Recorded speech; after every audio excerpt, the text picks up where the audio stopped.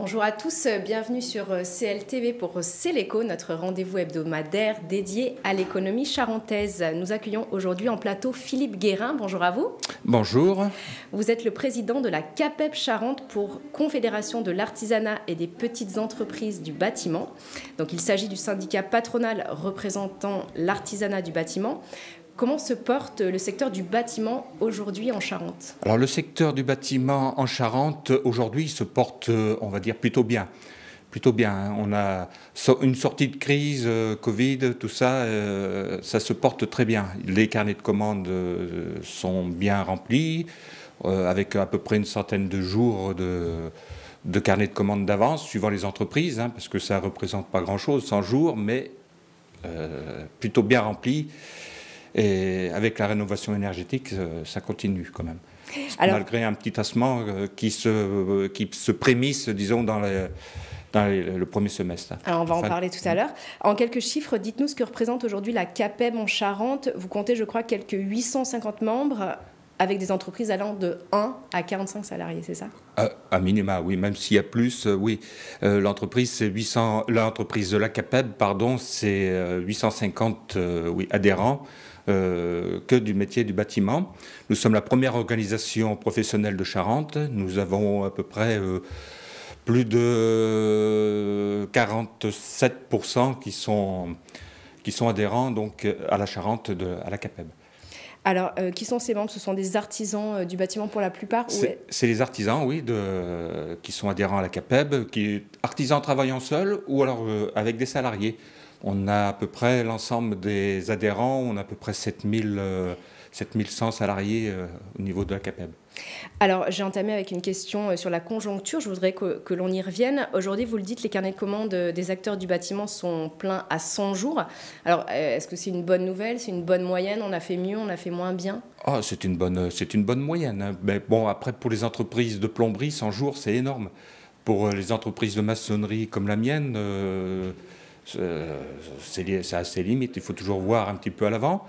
Mais c'est confortable, on va dire. C'est confortable hein, dans la conjoncture actuelle, surtout avec la rénovation énergétique hein, qui draine beaucoup de travaux de rénovation énergétique. Alors, en Charente, selon la CCI, le secteur maçonnerie et gros œuvres du bâtiment pointe à la 10e place des principaux secteurs d'activité en termes d'emploi, avec 1196 salariés. Derrière, par exemple, la grande distribution ou la restauration. Est-ce que ce sont des chiffres qui progressent en termes de salariés Alors, dans nos entreprises, ce que l'on remarque, il y a des entreprises qui grossissent de plus en plus quand on arrive à trouver les salariés adéquats. Autrement, on a besoin de main-d'œuvre. Hein, toujours dans le métier du bâtiment, on a vraiment besoin de main-d'œuvre. Donc, on forme et puis on fait appel à l'intérim quand on n'a pas d'autres moyens. Et puis, beaucoup d'entraide, des groupements momentanés d'entreprises et de l'entraide entre entreprises pour justement pallier à ce manque de main-d'œuvre et puis le temps qu'il faut pour fournir nos chantiers. Alors, on va y revenir également. Post-Covid, le BTP avait repris, à l'instar d'autres secteurs, plutôt fort. Donc, vous disiez, on assiste un petit peu aujourd'hui quand même à un tassement après ce boom post-Covid. Disons qu'après le post-Covid, c'est là que l'on voit que l'activité du bâtiment a quand même un poids économique au niveau du département et puis même au niveau national. On a un poids économique qui est certain. Après, un tassement, oui, il y a toujours des petits prémices de tassement, mais on était tellement descendu bas que maintenant, on arrive à être un peu plus à l'aise. Mais il faut toujours être vigilant sur nos carnets de commandes, sur nos chantiers et sur nos marges surtout. Alors, la rénovation énergétique, vous en parliez. Qui est concerné aujourd'hui? C'est plutôt les artisans du second œuvre qui s'engouffrent un petit peu dans cette... Les artisans du second œuvre, oui, sont concernés, mais pas que. Hein, le gros œuvre aussi hein, est concerné. Il faut avoir les qualifications, donc ces fameuses qualifications RGE qui font hurler pas mal d'entreprises parce que c'est quand même beaucoup d'administratifs. Mais bon, on arrive. La CAPEB est là pour accompagner les entreprises, pour constituer leur dossier. Et, le gros œuvre hein, fait partie aussi parce qu'on a l'isolation sous dallage, on a l'isolation par l'extérieur aussi avec l'isolation thermique par l'extérieur, donc avec des ravalements de façades, tout ça. Et est-ce qu'on chiffre aujourd'hui, par exemple, en Charente, la rénovation énergétique, c'est quoi, 10, 20, 30% de l'activité des artisans du BTP? Vous avez sur certaines entreprises, ça représente même un peu plus. Hein. Il y a des entreprises qui sont bien spécialisées dans la rénovation globale. Donc ça représente un peu plus de 20%, oui, oui. Et concrètement, le marché de la construction, disons, pur, est-ce qu'il est lui aussi dynamique? Est-ce que, par exemple, les collectivités passent des marchés aujourd'hui, les promoteurs, les particuliers, est-ce que ça se soutient? Certaines collectivités, oui, font des marchés, mais malheureusement, les artisans sont assez frileux à ces appels d'offres parce qu'il faut être accompagné, c'est beaucoup d'administratifs. Mais là encore, la CAPEB est là pour les épauler, pour les accompagner, que ce soit avec un groupement momentané d'entreprises pour répondre justement à ces marchés publics dans nos communes. C'est bien qu'on soit reconnu aussi. Donc voilà. Alors, vous le dites, hein, on entend tout ce potentiel de développement, cette activité qui se maintient, mais il y a aussi des écueils pour les entreprises du BTP. Donc, il y a d'abord le coût de l'énergie pour beaucoup. Quelle remontée concrète vous avez aujourd'hui du terrain sur ce sujet? Que vous disent vos membres aujourd'hui? Eh bien, nos membres, l'artisan fait toujours le dos rond, mais surprenant, hein. J'ai posé la question plusieurs fois, on a fait des réunions délocalisées sur tout le département, justement pour prendre un peu la température. Le coût du carburant pour les entreprises est quand même un poids vraiment pour nos charges. Et après, on arrive à leur conseiller surtout, parce qu'il y a du boulot, donc l'artisan, il fonce tête baissée, mais il faut faire attention à ses marges, parce que bien sûr, ça a un impact sur ses marges, avec l'augmentation des matériaux, que ça en découle, l'augmentation de tous les matériaux, les travaux. Tout ça, c'est... Oui, il faut veiller au grain. Il faut être très, très vigilant, très, très vigilant.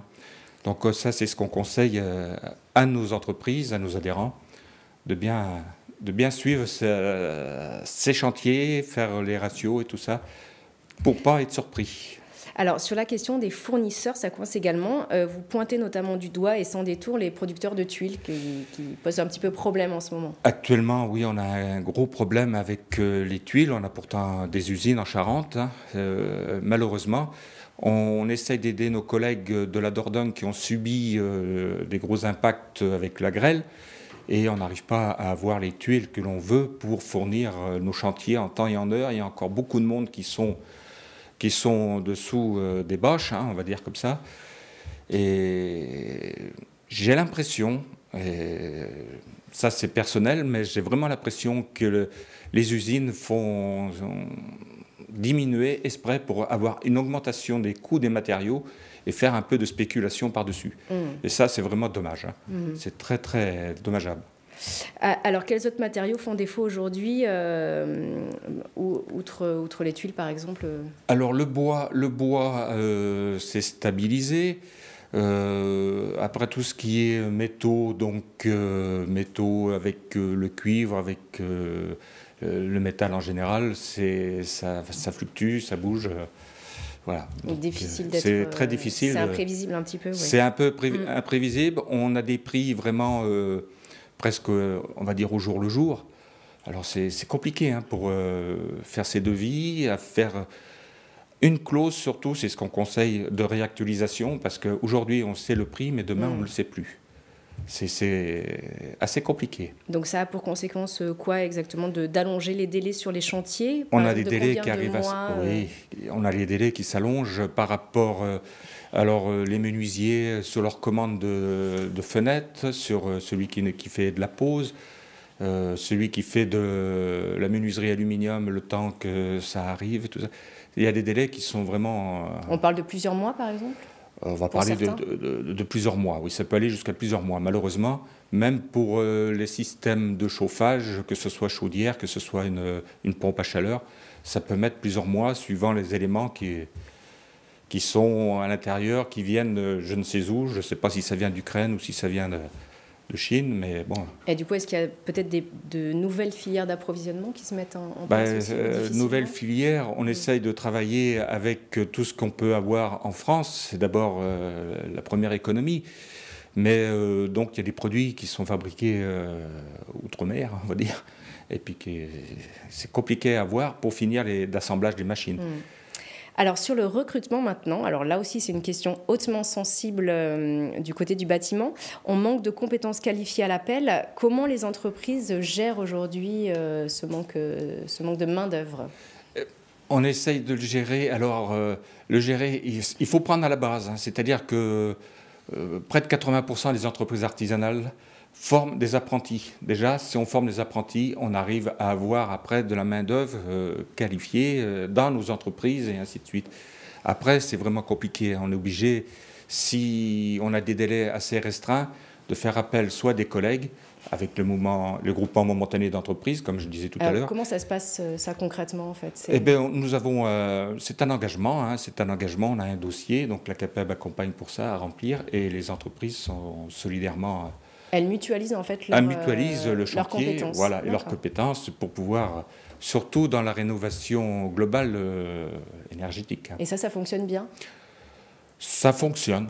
Bien, ça pourrait fonctionner mieux, mais ça fonctionne. Parce que les entreprises sont parfois un peu réticentes. L'artisan est quand même assez indépendant. Hein. On a l'âme indépendante. Il faut qu'il joue collectif un petit peu. Il faut être collectif si on veut sortir la tête de l'eau et être plus fort.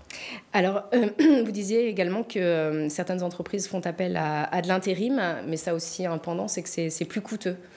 C'est un peu plus coûteux, bien sûr, sur la main-d'œuvre, ça coûte un peu plus. Et puis, il faut vraiment trouver la personne. On a des intérimaires qui sont très bons, mais des fois, on peut se trouver dans l'entreprise avec un boucher en intérim qui vient faire un peu de maçonnerie. C'est un petit peu dommageable. Alors enfin, je voudrais que l'on évoque également la gestion, on en parle beaucoup, des déchets du BTP. Alors en Charente, les chantiers de déconstruction génèrent de grosses quantités de ces déchets. On évoque par exemple en moyenne 690 000 tonnes de rebut par an, selon une étude de la cellule économique régionale de la construction. Comment cette question est abordée aujourd'hui par les entreprises du BTP et singulièrement par la CAPEB ?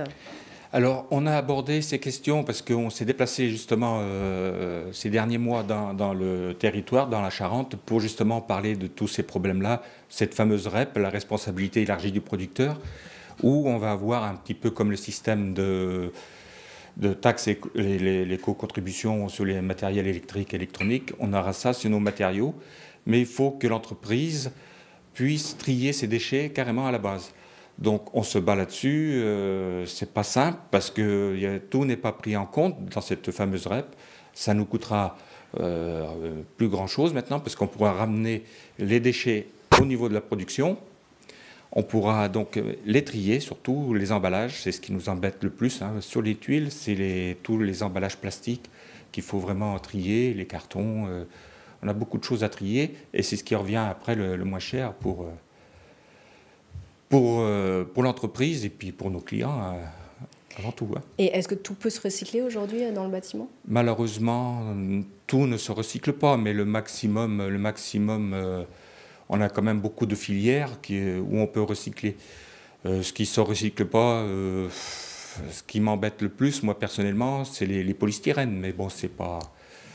On arrive toujours à trouver des solutions en emmenant dans les déchetteries professionnelles. Et voilà. Alors, avant de se quitter, je vous propose de jeter un œil à la page Entreprendre du jour.